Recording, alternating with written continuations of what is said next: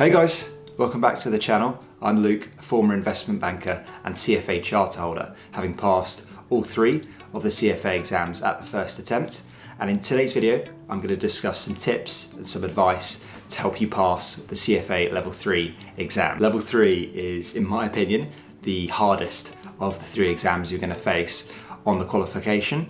It's incredibly technically demanding. There's a lot of content to learn, but the way the exam is structured in terms of the written essay-based questions make it incredibly nuanced and difficult. And yeah, in my opinion, it's the most difficult exam on the qualification, so you need to be well prepared for it. The content is definitely lighter in terms of amount and in terms of volume when you're comparing with Level 2, but it's much more conceptually difficult than Level 1 and Level 2. The Level 3 exam is not just testing your knowledge of the curriculum, it's really digging deep and trying to understand whether you can apply everything you've learned across the three levels. So in this video, I'm going to walk through the key strategies that work for me, that help me study towards and pass the exam at the first attempt. I'll talk through how I studied and what I did differently compared to how I prepared for the Level 1 and Level 2 sittings. So yeah, let's get started. My first piece of advice when it comes to passing the Level 3 exam at the first attempt is to start studying around 9 months before your exam date. Now, when it came to Level 1 and Level 2, I started studying towards both the exams, I would say around 6 months before my exam date, and I felt this worked well. But when it came to Level 3, I started 9 months out, and I genuinely needed every single day of that 9 months to prepare for the Level 3 exam. The volume of content is definitely lower in Level 3 compared to Level 1 and Level 2, as I said in the intro, but it's much more conceptually challenging, especially topic areas like capital market expectations, asset allocation, portfolio construction, and of course fixed income. These topics require a lot more attention and a lot more time to gain a decent foothold and understanding of. It took me so much longer to understand the material at this level compared to how long it took me at Level 1 and Level 2. The content here is really going to push you intellectually. You need time here not just to learn the content, but also to develop your exam technique, particularly for the essay question. I built in time within that 9 months to review the material, practice questions, do mock exams under timed exam conditions, and refine my approach to the essay-based questions, because there's a lot of technique that you need to get to grips with when it comes to answering the constructive response parts of the exam. So that takes time to develop and hone as well. And I highly recommend some time to build in some buffer as well for things that can go on in your personal life. 9 months is a long period of time, it's a long stretch. So you should definitely build in some buffer to that 9 months as well to get ready.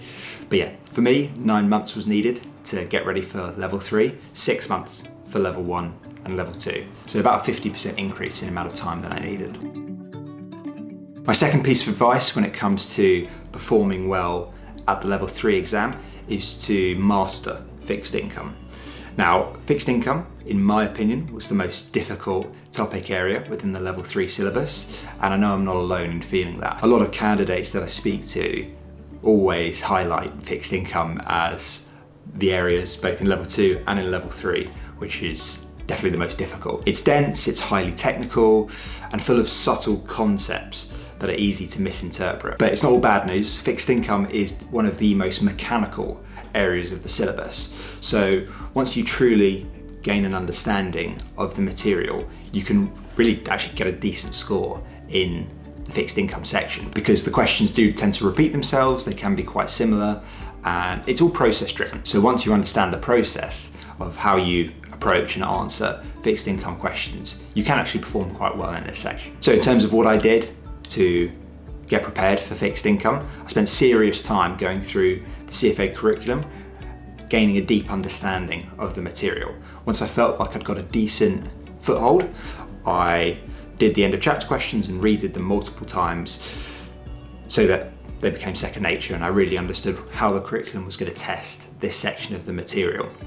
I got comfortable with immunisation, hedging, active fixed income strategies, and all of the nuances. Don't gloss over any of the nuances when it comes to Level 3, because you will be tested in all areas of the curriculum, even those more peripheral areas the curriculum and the institute will find a way to test you. This topic is tough and it takes time to develop that deep understanding, but it is possible to master, and it's well worth the effort because it's got a decent weighting in level 3. So if you perform well in it, you'll be well on track to passing the exam. My third piece of advice when it comes to performing well in the level 3 exam is to use the CFA curriculum.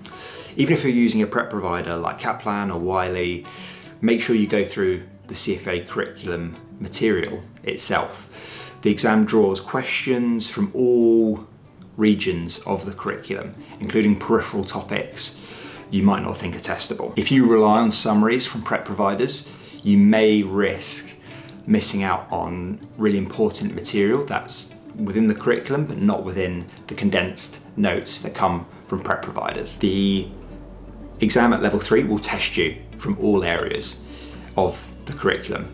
Even the most peripheral areas that you wouldn't expect to be tested on, the CFA curriculum will find a way. And I didn't necessarily find that at level 1 and 2, but level 3 you really do need to know everything. There's no areas that you can skip because the exam will test you from everywhere, from all areas in the curriculum. So what helped me, I read through both the core text and did all of the end of chapter questions from the CFA curriculum notes, and I kept a running list of all of the challenging concepts and went back to the curriculum whenever my prep provider's notes felt too light. The CFA curriculum is your safety net, so definitely use it. I used it and it stood me in good stead. My fourth piece of advice is to practice mock exams under timed exam conditions. I personally didn't feel the time pressure during the level 1 and level 2 exams. I finished both exams with time to spare, but with level 3, the time pressure was definitely there, especially in the morning essay section. You absolutely need to practice level 3 mock exams under timed conditions so you can simulate what the actual exam day is going to look like and what it's going to feel like, because this exam is very time pressured. Like I said, for me, I didn't find level 1 or level 2 particularly time pressured. I finished with time to spare and time to check over my answers, but I didn't get that luxury at level 3.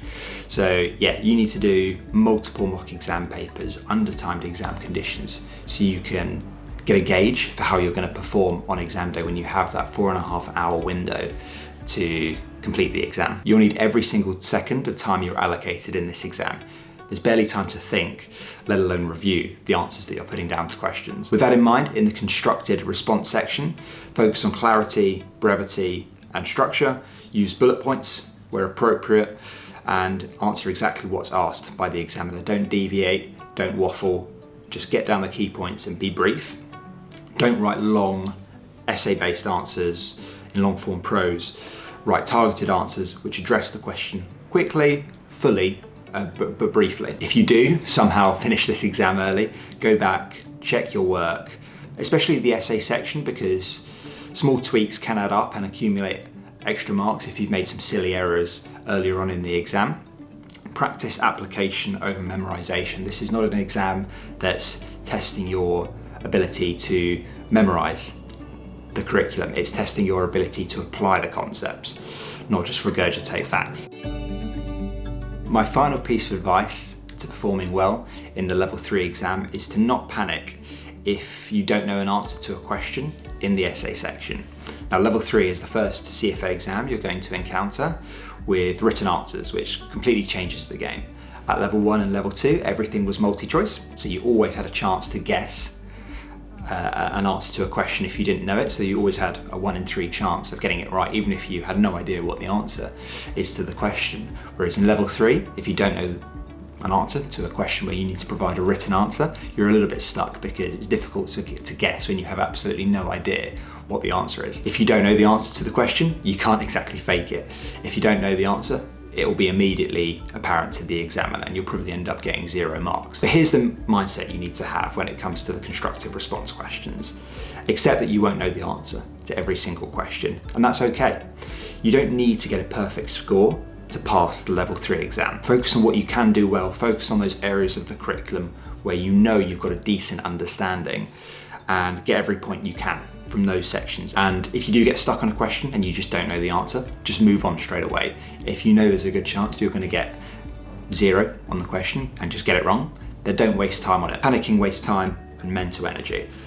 Instead, stay calm, keep up your pace, and get every point you can from the questions where you are more confident. Don't waste time and energy on questions where you just don't know. Just move on, come back to it at the end if you have time, but just move on to those questions where you're a lot more comfortable. On exam day, I kept reminding myself, if I get stuck, that's perfectly okay. I'll make up the marks somewhere else within the exam, because there are always going to be questions in this exam that you can't do and that you can do. That's a simple fact. So you can't get yourself down about the questions that you can't do. Be positive about the questions that you can do and think, look, I've got maximum marks here, I've got a lot of the marks here. Think about it that way, and then just forget about the questions that you can't do. So that's how I passed CFA Level 3 at the first attempt.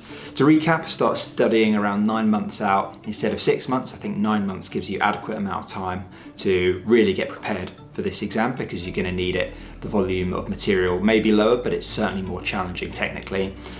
Spend time mastering fixed income. Fixed income for me was the most difficult area of the curriculum. It's hard, but it's also conquerable and it's mechanical. So once you do get a decent grasp of the content, there's only so many different types of questions they can ask in the exam. So if you are prepared, you'll perform well. Don't ignore the curriculum if you're using a CFA prep provider, especially for those peripheral topic areas. The Institute will test you on all areas of the curriculum, so you need to be well prepared to address anything that they could possibly throw at you.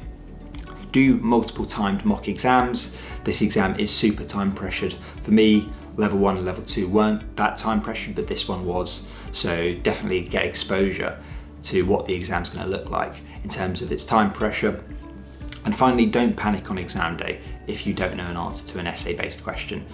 Just move on. It's not the end of the world. You will make up the marks elsewhere. Cool. So I hope this video helped anyone preparing for the level 3 exam. It's tough, but completely possible to pass this paper with the right strategy and the right mindset. So yeah, if you've got the exam coming up, I wish you the best of luck for it. You're gonna absolutely smash it. If you like this video, please hit the like button and consider subscribing. I'm making tons of videos about the CFA. So it'd be great to have you come along for this journey, and I'll see you guys in the next video.